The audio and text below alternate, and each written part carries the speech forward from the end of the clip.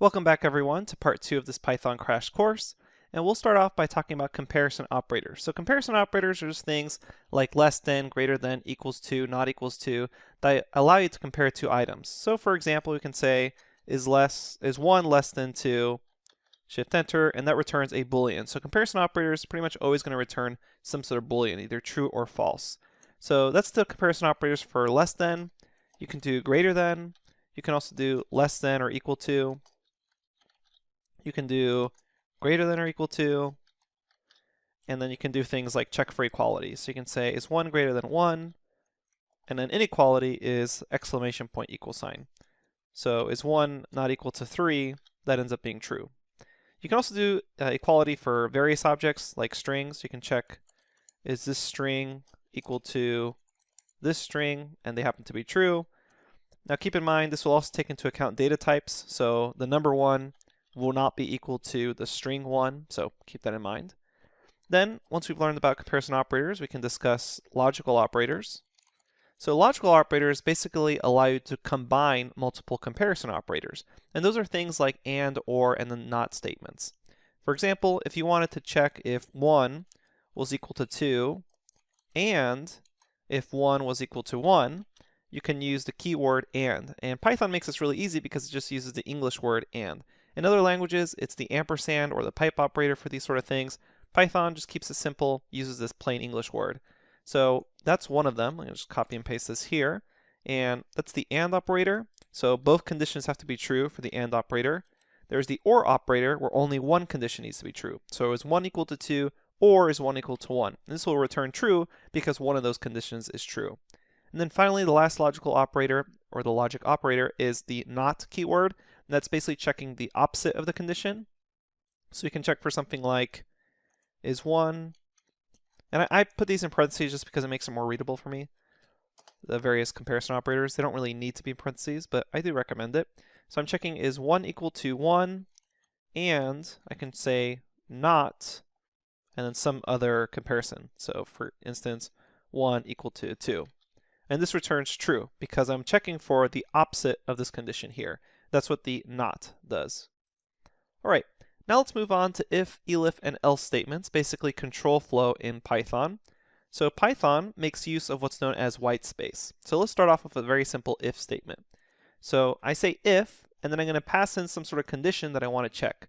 So if something is true or false, I'm going to end up actually having control flow to work with it. So if is going to check if some condition is true, execute a block of code. So I'm going to say if true, and then I have a colon, and when you hit enter, you'll see an indentation of white space. That is what Python uses to indicate if a block of code matches up with an if statement. So I'm going to say if true, print hello. So I ran this and I can see that print hello actually happened. If I were to say if false, then nothing actually happens because if only executes on true conditions. So we can also then add in just comparison operators. So I can say if 1 is equal to 1, print hello, that sort of thing. Now if we come up here and change this to 1 is equal to 2, we see nothing as the output. If you do want something to execute at the very end, in case that if statement doesn't actually happen, you can line up an else statement with it. So we can say if this condition is true, execute that indented block of code. Else, colon, we're going to do something else, like print if statement wasn't true. Whoops, was not true. And then we'll say if statement was not true. So let's come back here and change this to something that will be true, just to make sure that if we say if 1 is equal to 1, print hello, so we expect just hello to be printed out. And you can also check for multiple conditions. So maybe you don't just want to check if 1 is equal to 1, you want to check for another condition. You can line up an elif statement that's essentially else if, and that also just takes in some other condition. So another condition can be if 2 is equal to 2, colon, print 2. We run this and we get hello because the first condition executed, but if we make the first condition be false, and you actually don't need these parentheses here. In other languages you do, but they're actually kind of uncommon for Python. You just say if, and then whatever condition you're checking. Now we run this, we get 2. So what's happening here? Well, we say if, check this first condition to be true. If it is, have a colon, indented, execute that indented block of code. Elif, condition to check if true. If that's true, execute this indented block of code. Else, if none of these happen to be true, we print this else statement. And that's the basics of if, elif, and else statements and control flow with Python. Now let's talk about for loops. So for loops allow you to iterate through some sort of iterable sequence and then execute actions for every element in that sequence. So let's start off by creating an example sequence. We'll just start off with a list. Sequence will be just 1, 2, 3, 4, 5. And then the way you do this is you say for item, and then the keyword in sequence, colon, and then you're going to execute something for every item in that sequence. So you can say something like print hello. And then what's going to happen is for every item in this sequence, that is, for every number in this list, we're going to perform this block of code. In this case, we just end up printing hello 5 times. Now you can also use this item itself inside of this for loop. So we can say something like, instead of print hello, print out the item. And there I can see now 1, 2, 3, 4, 5. Now this item, this temporary variable name, can be whatever you want. So you can actually say something like, for jelly, in seq, the sequence, print jelly. And if I run this, notice now it says 102, you'll get back the exact same result, 1, 2, 3, 4, 5. So you can call this variable name really whatever you want. And now you can actually perform actions with this. So for instance, if I wanted to print the square of every number, I could say jelly to the power of 2, and you get something like this, 1, 4, 9, 16, 25. Now obviously you should probably choose better names than jelly. So a good name here would be num, because these are numbers. And then I have kind of a really readable for loop here. I'm saying for num in the sequence, print num to the power of 2, or the squared number. Run that, and you get the same result. So that's a for loop, just doing something for every item in the sequence. Now this also works not just for lists, but it also works for strings and even dictionaries, where a dictionary will be for every key. Just keep in mind that dictionaries aren't sorted, so you may go through them in kind of a random order. Now let's talk about while loops.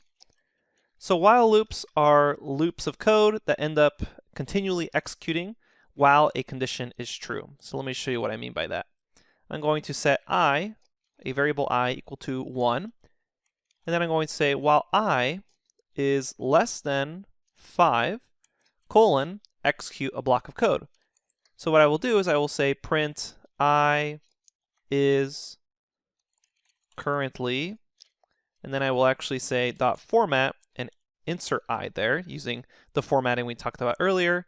And then what's important here as the last step is to add 1 to I. So then reset I equal to I plus 1. So if I run this, I see I is currently 1, 2, 3, 4. And then at that very last loop, I becomes 5 because 4 plus 1 is 5, which means I is no longer less than 5, so this while loop stops executing. So again, if we take a look at this logic, I starts at 1, 1 is less than 5, we print out I is currently 1, and then we say, okay, now I is equal to I plus 1, which is going to be 1 plus 1, which makes I 2, and then so on. This keeps repeating until this condition is no longer true. You should be careful with while loops because it's really easy to accidentally make a condition that lasts forever, and you get an infinite while loop, meaning instead of seeing a number here, you see a little asterisk, and it just keeps going on forever and forever. If that ever happens to you, what you can try to do is come over to kernel, and then say restart, and that will restart the kernel. Keep in mind that will also delete all the variable names that you assigned earlier, so you may need to rerun some cells. So what you can do is kind of comment out your while loop in case it was causing you errors, and then say cell, and then you can say run all the cells, run all above, run all below, etc. So just keep that in mind in case you ever come with a while loop that ends up running forever. Sometimes, depending on what the while loop was doing, it's really hard to bring your mouse over to click kernel because it just continually executes over and over again. In that case, you may just need to kind of close your tab and restart Jupyter Notebook or reopen the notebook. Okay, so now we're going to discuss a few key things that are built into Python as well as functions. One of the things I want to discuss is the range function. The range function is a generator for generating a sequence or a list of integers. So let me show you what I mean by that. If you just call range 5 in Python 3, you'll get back this range object that says 0, 5. What you can end up doing is iterating through this. So we'll say for item in range 5, and then you'll say print the item. And that will end up printing 0, 1, 2, 3, 4. So if we actually take a look at what range is returning, it's returning a sequence of integers with a spacing of 1 from 0 all the way to whatever you asked for. But it doesn't actually include it because, kind of like slicing, indexing starts at 0. It doesn't include this last one. If you do Shift Tab at range, it will tell you what range is. So range stop, you get back this range object, and you can actually specify a start, stop, and a step size. So for instance, if we don't want to if we don't actually want to start at 0, what we can do is say start at 1, and then go up to, but not including 5. And that does 1, 2, 3, 4. If you want to indicate a step size, for instance, if we go 20 here, start at 0, and then stay a step size of 2, that ends up going in step sizes of 2. So it goes 0, 2, 4, 6, 8, etc. Actually brings out all those even numbers. Now range is a generator, so if you ever just call range by itself, you get back this range generator object. If you want the list, what you can do is you can just say list range, and then whatever you want. Let's say from 1 to 11, run that, and there we get 1 up to, but not including 11. All right, so that's the basics of range. So the next thing we're going to discuss is known as a list comprehension. So that's list comprehension. And a list comprehension is just another way of rewriting or flattening out a for loop that happens to build out a list. And if you don't get it your first time, don't worry about it too much. We won't see it used that often throughout the course, but I just want you to be aware of it. So what we're going to do is create a list, let's say just 1, 2, 3, 4. And let's imagine that we wanted to create a list of numbers similar to x, except every number in x is squared. Well, we could do a simple for loop for this. I could say create an empty list called out, and say for num in my list x, colon, say out dot append, and append that number to the power of 2. So if I run this and then ask for the out list after running that, what ends up happening is I have the square of every number in my original list. 1, 2, 3, 4 becomes 1, 4, 9, 16. If you find yourself doing something like this, running a for loop and appending to a list, this is a common enough operation where you can use a list comprehension. This is something that's built into Python. So what we're going to do is rewrite this for loop as a list comprehension. So the way you do that is because you know the output's going to be a list, you start with some square brackets. And then whatever you were going to append to the list is what you start off with. So we just copy this. We were going to append num squared, so we'll put that here. And then you type in 4, and then you type in whatever this 4 was, so we'll say for num, and then we say in x. So you basically take this top line of your for loop and then write it in after whatever you're going to append. And this will, by itself, reproduce that same list. And this is known as a list comprehension. You can kind of think of it as a flattened out for loop inside of brackets. Now, we'll cover this again later on when we see it. I'll give you a quick refresher and reminder of how it works, but I just want you to be aware of it and the fact that it exists.